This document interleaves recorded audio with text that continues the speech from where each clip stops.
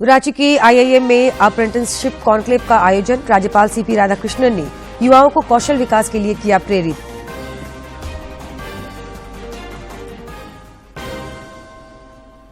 Jharkhand high court में Deoghar AIIMS में बुनियादी सुविधा उपलब्ध कराने को लेकर दायर याचिका पर हुई सुनवाई। एम्स प्रबंधन ने बताया राज्य सरकार नहीं है गंभीर।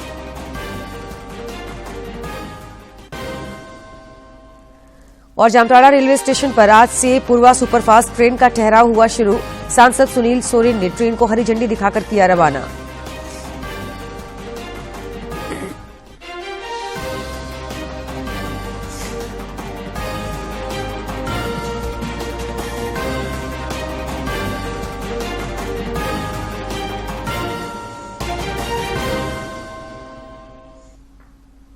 नमस्कार, खबरें झारखंड में आपका स्वागत है। मैं हूं जयलक्ष्मी और अब खबरें विस्तार से। मुख्यमंत्री हेमंत सोरेन ने आज गढ़वा के गोसाई मैदान में 2 दिवसीय राजकेसरी वंशीधर महोत्सव का उद्घाटन किया। मुख्यमंत्री ने यहां पूजा अर्चना भी की। अपने गढ़वा दौरे के क्रम में श्री सोरेन ने यहां लगभग 740 करोड़ रुपए की योजनाओं का शिलान्यास और उद्घाटन भी किया। ये राजकीय वंशीधर महोत्सव को संबोधित करते हुए मुख्यमंत्री ने कहा कि पहले की तुलना में अब सरकार की कार्यप्रणाली में बदलाव हुआ है। उन्होंने कहा कि हर जनप्रतिनिधि को जनता की उम्मीदों के अनुरूप काम करना पड़ेगा। आप जनप्रतिनिधियों की भी, जिन लोगों ने आप सबको चुना है, आपके प्रति भी उनकी एक आशा भरी निगाहें टिकी होंगी, जिस आशा के साथ आपको लोगों ने वोट दिया है। इस मौके पर पेयजल एवं स्वच्छता मंत्री मिथिलेश ठाकुर ने मुख्यमंत्री का आभार जताते हुए कहा कि उन्हीं के प्रयास से बाबा बंशीधर का गौरवशाली इतिहास देश दुनिया तक पहुंच रहा है। उत्सव बंशीधर उत्सव के नाम से, महोत्सव के नाम से आधिकारिक रूप से राजकीय उत्सव के रूप में मनाया जा रहा है।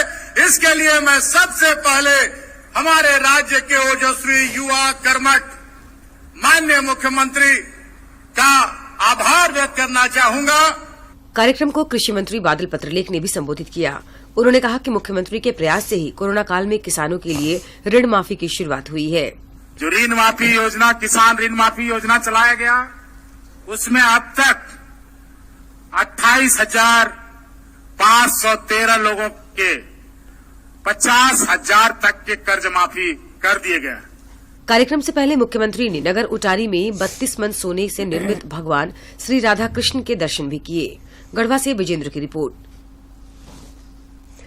आईआईएम रांची में कौशल विकास और उद्यमशीलता मंत्रालय के तत्वावधान में अप्रेंटिसशिप कॉन्क्लेव का आयोजन किया गया। राज्यपाल सीपी राधाकृष्णन, पद्मश्री अशोक भगत और विभाग की संयुक्त सचिव सोनल मिश्रा ने कार्यक्रम का उद्घाटन किया। कौशल विकास और उद्यमिता क्षेत्रीय निदेशालय की ओर से आयोजित कॉन्क्लेव को संबोधित करते हुए राज्यपाल सीपी राधाकृष्णन ने कहा कि आने वाला समय कौशल पर आधारित होगा। युवाओं को इसके अनुरूप तैयार होने की जरूरत है। Abandoned labor is available at a very cheap cost. What more you require for the industrial development? And the natural resources are abandoned in this state than any other part of this country. Conclave को संयुक्त सचिव सोनल मिश्रा ने भी संबोधित किया। इस अवसर पर उन्होंने कहा कि केंद्र सरकार युवाओं के कौशल विकास के लिए प्रयासरत है। एजुकेशन और वोकेशनल एजुकेशन की एक एम्बेडिंग की है।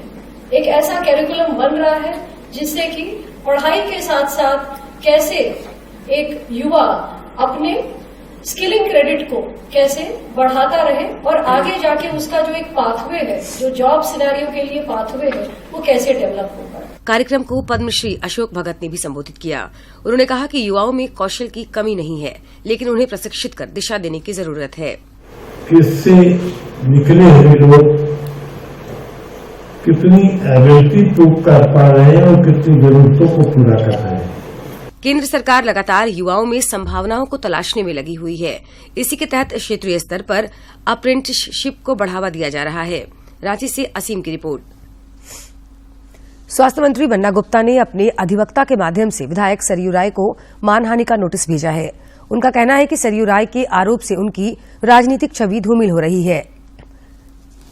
यह दूसरी बार है जब बन्ना गुप्ता ने सरयू राय पर मानहानि का केस दर्ज कराया है। इससे पहले भी उन्होंने प्रोत्साहन राशि के झूठे आरोप के जवाब में सरयू राय पर मानहानि का मुकदमा दर्ज कराया था, जो न्यायालय में प्रक्रियाधीन है।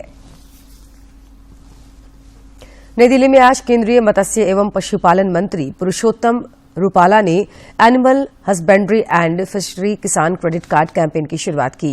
राष्ट्रीय स्तर पर आयोजित इस अभियान को संबोधित करते हुए उन्होंने कहा कि प्रधानमंत्री नरेंद्र मोदी के नेतृत्व में आज पशुपालकों एवं मत्स्य पालकों को सीधे मदद करने में सरकार सक्षम है। जहां गांव में 20 फैमिली की ही आबादी थी और उसके बाद कोई गांव ही नहीं था, वहीं से फिर 200 किलोमीटर तक कोई गांव नहीं था, मगर वहां भी पशुपालन करने वाले थे और वहां के लोगों का जीवन यापन पशुपालन पर ही निर्भर था, ऐसा कहूं तो भी गलत नहीं है। और वहां के लोग फिशरीज भी करते थे। तो ऐसे दुर्गम विस्तार में भी जो लोग काम कर रहे हैं, ऐसे लोगों को याद करके उनको इंस्टीट्यूशनल क्रेडिट देने का जो हमारे प्रधानमंत्री श्री ने निर्णय लिया है, ये भारत के ग्रामीण अर्थतंत्र को एक तरह से सपोर्ट देने का सबसे महत्वपूर्ण निर्णय मैं मानता हूं। झारखंड हाईकोर्ट में आज सांसद निशिकांत दुबे के द्वारा देवघर एम्स में बुनियादी सुविधा उपलब्ध कराने को लेकर दायर याचिका पर सुनवाई हुई। सुनवाई के दौरान एम्स प्रबंधन की ओर से जवाब दाखिल किया गया, जिसमें कहा गया कि बुनियादी सुविधाओं के लिए कई बार राज्य सरकार को पत्र लिखा गया, लेकिन सरकार ने अब तक कोई निर्णय नहीं लिया है। इस पर राज्य सरकार ने जवाब दाखिल करने के लिए समय की मांग की। मामले की अगली सुनवाई मई में होगी। हाईकोर्ट एडवोकेट एसोसिएशन द्वारा सूचना आयुक्त समेत अन्य बोर्ड और निगम में नियुक्ति को लेकर दायर पीआईएल पर हाईकोर्ट में आज सुनवाई हुई।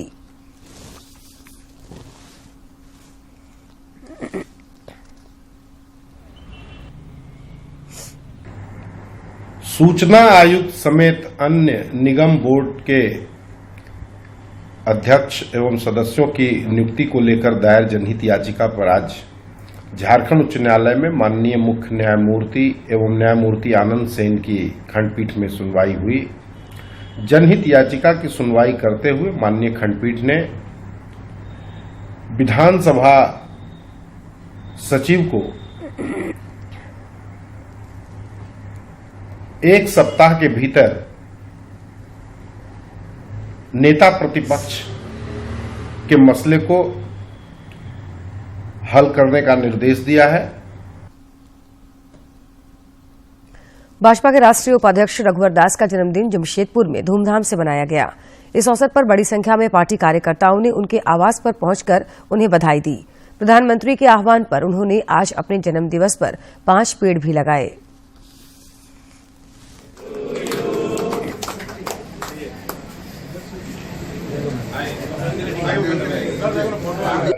और मैं झारखंड की जनता को आश्वस्त करता हूं कि मैं इसी तरह झारखंड की जनता, जमशेदपुर की जनता की सेवा करता रहूंगा। और माननीय प्रधानमंत्री जी ने देशवासियों से अनुरोध किया था कि हर कोई अपने जन्मदिन में एक पौधे लगाए। अभी थोड़ी देर बाद एक पौधे लगाए। इधर रांची पहाड़ी मंदिर में भी भाजपा कार्यकर्ताओं की ओर से रघुवर दास के जन्मदिन पर विशेष पूजा अर्चना कर उनकी लंबी आयु की कामना की गई। इस दौरान पार्टी कार्यकर्ताओं ने केक काटा और लोगों के बीच फलों का वितरण किया।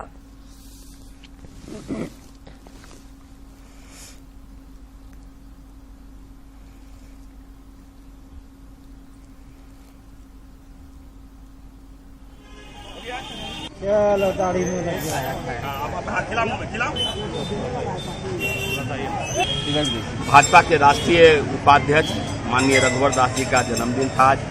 उनके जन्मदिन पर हम लोगों ने उनकी लंबी आयु, वो और आगे बढ़े, वो स्वस्थ रहे, ये कामना लेकर हमने महाकाल मंदिर भोले बाबा के पास आके पूजा अर्चना की है। रांची में 5 मई से सांसद सांस्कृतिक महोत्सव 2023 की शुरुआत होगी। युवा रंगमंच की ओर से आयोजित होने वाले 3 दिवसीय महोत्सव में तकरीबन 2200 से अधिक प्रतिभागी हिस्सा लेंगे। सांसद संजय सेठ ने इसकी जानकारी देते हुए बताया कि कार्यक्रम में राज्यपाल सीपी राधाकृष्णन, केंद्रीय मंत्री अर्जुन मुंडा, अन्नपूर्णा देवी, पूर्व मुख्यमंत्री रघुवर दास समेत कई गणमान्य लोग शामिल होंगे। मुख्य अतिथि हमारे सुदेश महतो जी जो उप मुख्यमंत्री रहे, हमारे माननीय विधायकगण, हमारे पूर्व महापौर, वो सब रहेंगे। दूसरे दिन 4:30 बजे इस प्रदेश के माननीय राज्यपाल महोदय और हम सब के गार्जियन करिया मुंडा जी डे 2 में रहेंगे। डे 2 में माननीय राज्यपाल महोदय और करिया मुंडा जी, और डे 3 में हमारे केंद्रीय मंत्री अर्जुन मुंडा जी, केंद्रीय मंत्री अन्नपूर्णा जी, बाबूलाल मरांडे जी और हमारे अध्यक्ष दीपक प्रकाश जी। और अभी तक की सूचना है कि अनुराग ठाकुर जी की सूचना है, उन्होंने कहा अगर ज्यादा कर्नाटका में अगर व्यस्तता नहीं हुई तो मैं जरूर रहूंगा। रांची में बांग्ला सांस्कृतिक मेले का आयोजन किया जा रहा है। 3 दिवसीय सांस्कृतिक मेले की शुरुआत 5 मई से होगी। इस बारे में जानकारी देते हुए आयोजक समिति के सदस्य सुप्रियो भट्टाचार्य ने बताया कि मेले का उद्घाटन राज्यपाल सीपी राधाकृष्णन करेंगे, जबकि समापन समारोह में मुख्यमंत्री हेमंत सोरेन और मंत्री आलमगीर आलम विशेष तौर पर मौजूद रहेंगे। उन्होंने बताया कि इस मेले में 50 से ज्यादा स्टॉल लगाए जाएंगे। 7 बजे झारखंड के माननीय राज्यपाल महोदय श्री सीपी राधाकृष्णन जी ने सहमति दी है कि वो मेले का उद्घाटन करेंगे। दूसरे दिन झारखंड विधानसभा के माननीय सभापति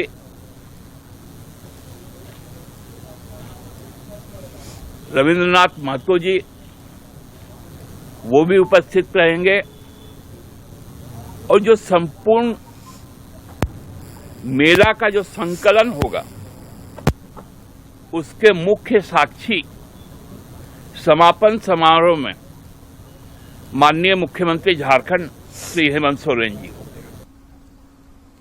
जामताड़ा रेलवे स्टेशन पर आज से पूर्वा सुपरफास्ट ट्रेन का ठहराव शुरू हो गया है। सांसद सुनील सोरेन ने जामताड़ा स्टेशन पर ठहराव होने के बाद हरी झंडी दिखाकर ट्रेन को गंतव्य के लिए रवाना किया। उन्होंने इसके लिए प्रधानमंत्री नरेंद्र मोदी और रेल मंत्री को धन्यवाद दिया। इस दौरान सांसद ने स्टेशन पर आधुनिक रेलवे ओवरब्रिज का भी उद्घाटन किया। मौके पर उन्होंने कहा कि उनके कार्यकाल में 7 महत्वपूर्ण ट्रेनों का ठहराव यहां संभव हुआ है। बधाई देना चाहेंगे कि आज जामताड़ा से जगह पर इस तरह का रेल का ठहराव किया है। जिस तरह से यहाँ जब मैं जामताड़ा आता था सारे लोग यहाँ पर हमको जो है पूछता था ट्रेन का ठहराव कब होगा, लेकिन आज मोदी जी के नेतृत्व में जिस तरह से देश का विकास हो रहा है उसी तरह यहाँ भी जामताड़ा का ट्रेन के, लेकिन मेरे ही कार्यकाल में 7 ट्रेन हमने। पलामू जिले के मनातू थाना क्षेत्र के सेमरी में भाजपा एसटी मोर्चा के प्रखंड अध्यक्ष प्रमोद सिंह की हत्या के मामले में पुलिस ने 2 लोगों को हिरासत में लिया है। इन आरोपियों से फिलहाल पुलिस पूछताछ कर रही है। थाना प्रभारी जितेंद्र कुमार मिश्रा ने बताया कि जल्द ही अन्य आरोपियों को भी गिरफ्तार किया जाएगा। कोडरमा की छिंदवाड़ा स्थित पुलिस लाइन के समीप एक कार और कंटेनर की टक्कर में एक बच्चे की मौत हो गई, जबकि 8 लोग घायल हो गए। टक्कर मारने के बाद मौके से चालक कंटेनर वाहन को लेकर फरार हो गया, जिसे पुलिस के सहयोग से बरही में पकड़ा गया। घायलों को इलाज के लिए सदर अस्पताल कोडरमा भेजा गया है।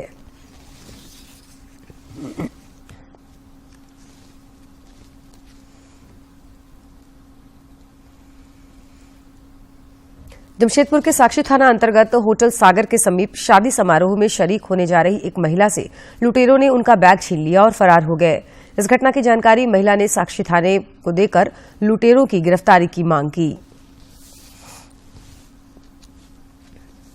मैंने इनसे पूछा कि क्या हुआ क्या, तो इन्होंने बताया कि मैं जा रही थी गोविंदपुर बहन के ननद की शादी में, और रास्ते में ही सागर होटल के सामने 2 अज्ञात व्यक्ति मेरा बैग छीनकर भाग गया, जिसमें मेरा एक चेन है, 5000 रुपया है और डॉक्यूमेंट्स वगैरह सब है उसी में। स्थायीकरण सहित अन्य मांगों को लेकर झारखंड राज्य मनरेगा कर्मचारी संघ ने आज राजभवन के समक्ष 1 दिवसीय धरना दिया। संघ के सदस्य 1 मई को मजदूर दिवस के अवसर पर खूंटी के उलिहातू से राजभवन के लिए 3 दिवसीय पैदल यात्रा पर निकले थे। 1 मई 2023 से जो भारत का आज़ादी करने में अहम भूमिका निभाने वाला भगवान बिरसा मुंडा की जन्मस्थली पर हम लोग क्रांतिकारी योजना के तहत हम लोग वो पद यात्रा का शुरुआत किए हैं और हम लोग आज तीसरा दिन है। हम लोग आज राजभवन के पास पहुंचे हैं। हम लोग का मुख्य मांग है हम लोग का नियमितीकरण किया जाए। स्वच्छता पखवाड़ा के अवसर पर आज बोकारो के समाहरणालय सभागार में जिला स्तरीय कार्यशाला का आयोजन किया गया। कार्यशाला को उद्घाटन करते हुए उपविकास आयुक्त कीर्तिश्री जी ने कहा कि ग्रास रूट लेवल तक के लोगों को स्वच्छता के प्रति जागरूक करने की जरूरत है। उन्होंने कहा कि पखवाड़े के दौरान सभी प्रखंडों में शॉकपिट और नोडेप का निर्माण किया जाएगा। 15 मई तक चलने वाले स्वच्छता पखवाड़े के अवसर पर प्रखंड स्तर पर कार्यशाला, स्वच्छता रैली, रात्रि चौपाल समेत कई कार्यक्रमों का आयोजन होना है। हमारे गांव में कुछ जगह शौचालय छूटे हुए हैं, जिसके लिए जो है भारत सरकार का पोर्टल खुला हुआ है। कोई भी व्यक्ति अपना जो है व्यक्तिगत शौचालय जो है 12,000 रुपया में बना सकता है। अंतर्राष्ट्रीय पत्रकारिता दिवस के अवसर पर जमशेदपुर के साक्षी स्थित अग्रसेन भवन में नाम्या स्माइल फाउंडेशन एवं फोर्टिस हॉस्पिटल की ओर से निःशुल्क स्वास्थ्य शिविर का आयोजन किया गया। नाम्या फाउंडेशन के कुणाल सारंगी ने बताया कि अंतर्राष्ट्रीय पत्रकारिता दिवस के अवसर पर पत्रकारों के लिए यह शिविर का आयोजन किया गया है।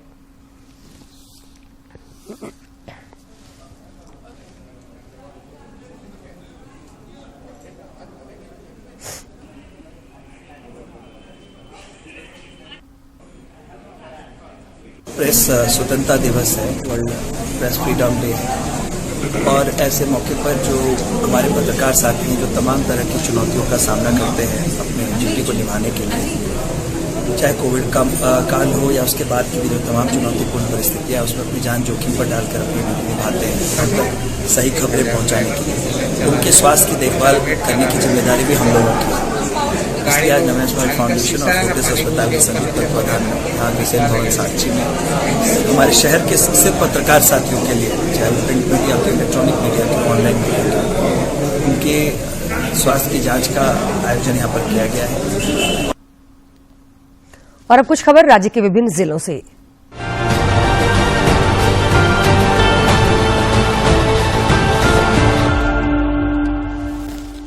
बोकारो जिले के बालाडीह में शादी समारोह से लौट रही कार पलटने से एक युवक की मौत हो गई है। वहीं जिले में हुई एक दूसरी दुर्घटना में बाइक ट्रक की चपेट में आ गया। इस घटना में बाइक सवार महिला की मौत हो गई। गुमला जिले में सड़क निर्माण कार्य में लगे वाहन में आगजनी करने वाले 3 लोगों को पुलिस ने गिरफ्तार कर जेल भेज दिया है। 3 अन्य की तलाश जारी है। गुमला में 5 साल की मासूम बच्ची की हत्या कर दी गई। हत्या की घटना में शामिल व्यक्ति को पुलिस ने गिरफ्तार कर लिया है। यह घटना उस वक्त हुई जब बच्ची आंगनबाड़ी जा रही थी। खूंटी जिले के अज्ञात हथियारबंद अपराधियों ने लकड़ी लदे ट्रक और बाइक में आग लगा दी। यह घटना साइको थाना क्षेत्र की बताई जा रही है। पुलिस मामले की जांच में जुटी है। देवघर जिले में मिजिल्स रूबेला टीकाकरण अभियान को लेकर आज विभिन्न प्रखंडों में टीकाकरण शिविर का आयोजन किया गया। इन शिविरों में 9 माह से 15 वर्ष तक सभी बच्चों ने टीका लगवाए।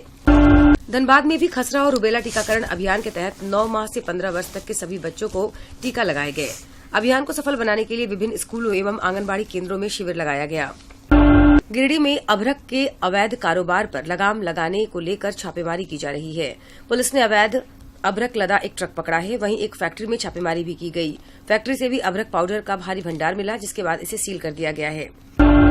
रामगढ़ में अपराधियों ने रेलवे लाइन बिछा रही हरदेव कंस्ट्रक्शन की साइट पर फायरिंग की। अपराधियों ने काम बंद कर धमकी दी है। फायरिंग की घटना के बाद कर्मचारियों में भय का माहौल बना हुआ है।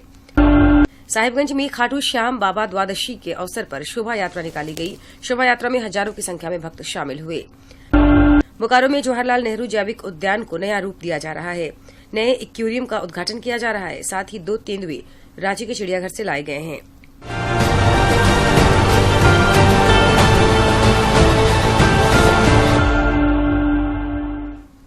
साइक्लोनिक सर्कुलेशन एवं टर्फ लाइन के कारण मौसम विभाग ने राज्य के कुछ हिस्सों में वर्षा और वज्रपात का अलर्ट जारी किया है। राजधानी रांची सहित राज्य के कई हिस्सों में आज सवेरे बूंदाबांदी हुई। उधर जमशेदपुर में भी तेज हवा के साथ बारिश हुई।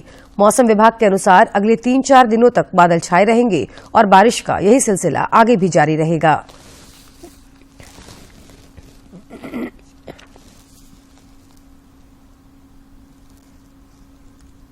और अब एक नजर डालते हैं प्रमुख शहरों के आज के तापमान पर। राजधानी रांची का अधिकतम तापमान 31.7 और न्यूनतम 22.2 डिग्री सेल्सियस रिकॉर्ड किया गया। जमशेदपुर का अधिकतम तापमान 34.4 और न्यूनतम 22.8 तथा डाल्टनगंज का अधिकतम तापमान 32.4 और न्यूनतम तापमान 24 डिग्री सेल्सियस रिकॉर्ड किया गया। 13वीं हॉकी इंडिया सब जूनियर राष्ट्रीय महिला हॉकी चैंपियनशिप कल से राउरकेला में शुरू होगा। झारखंड जूनियर महिला हॉकी टीम के 18 खिलाड़ी इसमें हिस्सा लेंगी। आज इन महिला खिलाड़ियों को अंतर्राष्ट्रीय स्तर का हॉकी किट प्रदान किया गया। हॉकी इंडिया के महासचिव सह हॉकी झारखंड के अध्यक्ष भोलानाथ सिंह ने खिलाड़ियों को किट प्रदान करते हुए उन्हें चैंपियनशिप के लिए शुभकामनाएं दी।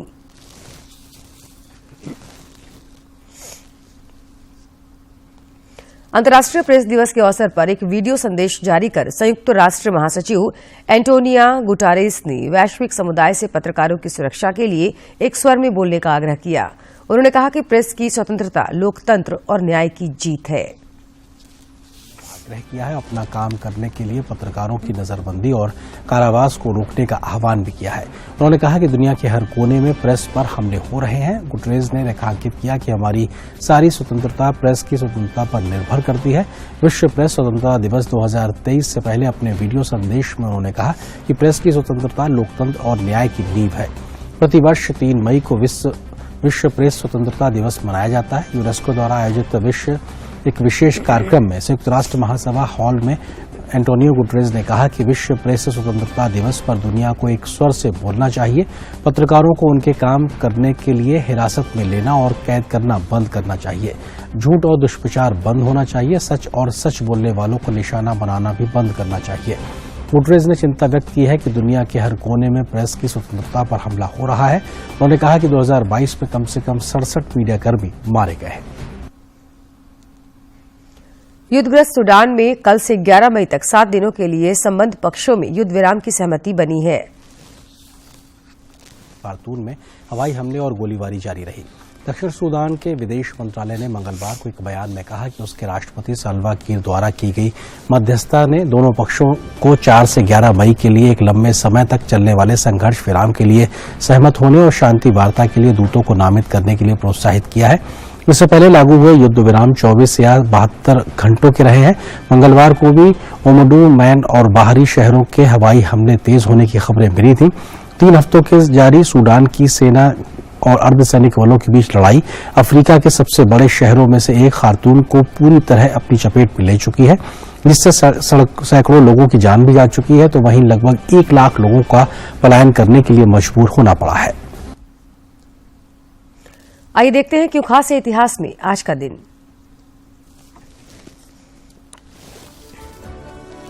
3 मई साल 1993 से विश्व पत्रकारिता स्वतंत्रता दिवस मनाने की शुरुआत हुई। संयुक्त राष्ट्र महासभा द्वारा विश्व प्रेस स्वतंत्रता दिवस मनाने की घोषणा की गई। पत्रकारिता को लोकतंत्र का चौथा स्तंभ माना जाता है, क्योंकि यह लोगों के विचारों को प्रभावित करने या परिवर्तित करने में अहम भूमिका निभाता है। निष्पक्ष पत्रकारिता ही लोकतंत्र की मजबूती है। दुनिया के किसी भी देश के उदय और उसकी प्रगति में पत्रकारों की अहम भूमिका रही है। 3 मई साल 1969 को डॉक्टर जाकिर हुसैन का निधन हुआ। डॉक्टर हुसैन भारत के तीसरे राष्ट्रपति थे। महज 23 वर्ष की आयु में ये जामिया मिलिया इस्लामिया विश्वविद्यालय के संस्थापक सदस्य बने और बाद में इसके उप कुलपति भी बने। डॉक्टर हुसैन सार्वजनिक जीवन में अनुशासन के पक्षधर थे और शैक्षिक सुधार आंदोलनों में 1930 के दशक से सक्रिय रहे। इन्हें साल 1954 में पद्म विभूषण से सम्मानित किया गया। साल 1962 में ये भारत के उपराष्ट्रपति बने और साल 1963 में इन्हें भारत रत्न से सम्मानित किया गया।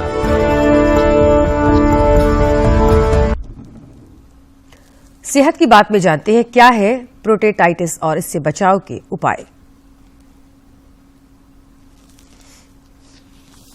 यानी गुदूद ग्रंथि में सूजन और जलन कम उम्र के पुरुषों में होने वाली एक आम समस्या है। एक्यूट प्रोस्टेटाइटिस जिसको बोलते हैं प्रोस्टेट ग्रंथि में इन्फेक्शन होना, इनके इंपॉर्टेंट साइन जो हम लुक करते हैं वो है पेशाब में सफेद सफेद सा मवाद आना, जिसको हम पायूरिया कहते हैं। पेशाब काफी दर से आता है और जलन से आता है, जिसे हम डिस्यूरिया भी कहते हैं। पेशाब बार बार आता है, फ्रीक्वेंसी के साथ आता है और कई बार अंत में उसमें 1-2 बूंद खून भी पाई जा सकती है, जिसको हम स्ट्रेंगुरी बोलते हैं। और ये सब लक्षण है जो पेशाब के इन्फेक्शन इंडिकेट करते हैं। इसके अलावा मरीज को बहुत बुखार हो सकता है, कमजोरी हो सकती है और खून की कमी अनीमिया भी कॉज कर सकता है। अगर ये इन्फेक्शन क्रॉनिक हो जाती है तो ये एक्यूट प्रोस्टेटाइटिस से क्रॉनिक प्रोस्टेटाइटिस भी बन जाता है। अंडकोश में सूजन भी आ सकती है, जिसको हम एपिडिडमोऑर्काइटिस बोलते हैं, और वहां तब मरीज अंडकोश की सूजन के साथ और दर्द के साथ आता है। बीमारी की पहचान के लिए गुदूद ग्रंथि से संबंधित जांच की आवश्यकता होती है। प्रोस्टेटाइटिस को सस्पेक्ट करने के लिए हमें डिजिटल रेक्टल एग्जामिनेशन करके प्रोस्टेटिक मसाज या एक्सप्रेस्ड प्रोस्टेटिक सिक्रीशन दिया जाता है, और उसमें अगर 20 से ज्यादा पसल आए तो उसका डायग्नोसिस प्रोस्टेटाइटिस भी इस्टेब्लिश किया जाता है। अगर ये ना किया जाए या मरीज इसे निग्लेक्ट करे तो प्रोस्टेटिक एब्सेस बन जाता है, जिससे मरीज की हालत बहुत खराब हो जाती है, बहुत बुखार आ जाता है और उसकी खाने पीने की क्षमता और कमजोरी आने के कारण ऐसे मरीज को सेप्सिस के कारण भर्ती भी करना पड़ता है। इसका इलाज ज्यादातर इन्वॉल्व है एंटीबायोटिक देना। ज्यादातर ये ओपीडी बेसिस पे इलाज किया जा सकता है, पर कुछ मरीजों में भर्ती की जरूरत पड़ सकती है, खासकर जिनमें एब्सेस बन गया और एब्सेस को ड्रेन करने की जरूरत है। कुछ मामलों में इलाज लंबे समय तक चलता है। सही इलाज द्वारा प्रोस्टेटाइटिस को ठीक किया जा सकता है। किरण भारद्वाज, डीडी न्यूज। राज्य के जनजातियों का संगीत से गहरा लगाव रहा है। कुछ खास ऐसे जनजातियां हैं जो न सिर्फ बांसुरी बजाने में निपुण है, बल्कि उनका पुश्तैनी पेशा ही बांसुरी का निर्माण करना है। झारखंड का प्रकृति से, प्रकृति का संगीत से और संगीत का वाद्य यंत्रों से गहरा नाता है। वहीं बात वाद्य यंत्रों की हो और चर्चा बांसुरी की नहीं हो, ऐसा हो ही नहीं सकता। बांसुरी उन वाद्य यंत्रों में से एक है जिसे सभ्यता के विकास के दौर में मानव ने सबसे पहले बनाना और बजाना सीखा था। यही कारण है कि इसे बनाने में प्राकृतिक पहाड़ी बांसों का प्रयोग होता ही है। इसे बनाने की प्रक्रिया भी सरल और साधारण है। पहाड़ी बांस है, हम लोग पहाड़ से काट के लाते हैं, ला के इसको छांव में सुखाते हैं। छांव में सुखा के इसको पॉलिश करते हैं, पॉलिश करके इसको उसके बाद होल करके है ना उसको और बेंडिंग करते हैं, बांध देते हैं ऊपर से ताकि इसको ना फटे। भगवान श्री कृष्ण की निराली छवि भी बांसुरी के बिना अधूरी है। इसलिए सबसे पहले बांसुरी कब बनी और इसे किसने बजाया, इस सवाल का जवाब शायद ही कोई दे पाए। बहरहाल बांसुरी बनाने की यह कला निहायत ही पुश्तैनी है और एक पीढ़ी से दूसरी पीढ़ी को विरासत के रूप में मिलता रहा है। ये हम लोग जो हम लोग का पूर्वज है, हमारा दादू है, उसका दादू जो पहले से बनाते आ रहा है और बजाते हुए आ रहा है, तो हम भी मेरे दादू से ही सीखे हैं, है ना। वो पहले बैल सब चराता था, ये पहाड़ से बांस ला के बनाता था, उसको हम देखते थे। तो मेरा भी बचपन से ही बांसुरी का बहुत रुझान था। बांसुरी निर्माण से जुड़े कलाकारों को इससे कोई निश्चित आमदनी तो नहीं होती, लेकिन उनकी माने तो वे इसे बाप दादा को बनाते और बेचते देखकर बड़े हुए हैं और अगली पीढ़ी को भी इसे जानने का अवसर मिले, इनकी बस यही कोशिश है। सर इधर तो हम लोग को डेली तो कारोबार नहीं हो पा रहा है, मतलब बना के रेडी रखते हैं, जहाँ मेला उला में ले जाते हैं वहाँ 2-5 रुपया कमाई होता है। इसी से हम लोग का रोजी रोटी तो समय के साथ बांसुरी के कई नए और धातु वाले आधुनिक रूप बाजार में आ गए हैं। तकनीक के विकास के साथ जिनका निर्माण मशीनों से भी होने लगा है, लेकिन फिर भी प्राकृतिक बांसों के हाथों से बने इन बांसुरियों का कोई जोड़ नहीं है। जरूरत है इसे और इसे बनाने वाले हाथों को संरक्षण देने की। रांची से अवधेश गौतम की रिपोर्ट। और खबरों के अंत में एक नजर मुख्य समाचार पर। रांची के आईआईएम में अप्रेंटिसशिप कॉन्क्लेव का आयोजन। राज्यपाल सीपी राधाकृष्णन ने युवाओं को कौशल विकास के लिए किया प्रेरित।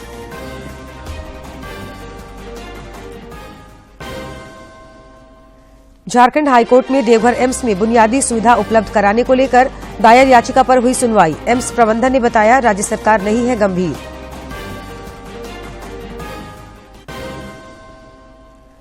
और जामताड़ा रेलवे स्टेशन पर आज से पूर्वा सुपरफास्ट ट्रेन का ठहराव हुआ शुरू। सांसद सुनील सोरेन ने ट्रेन को हरी झंडी दिखाकर किया रवाना।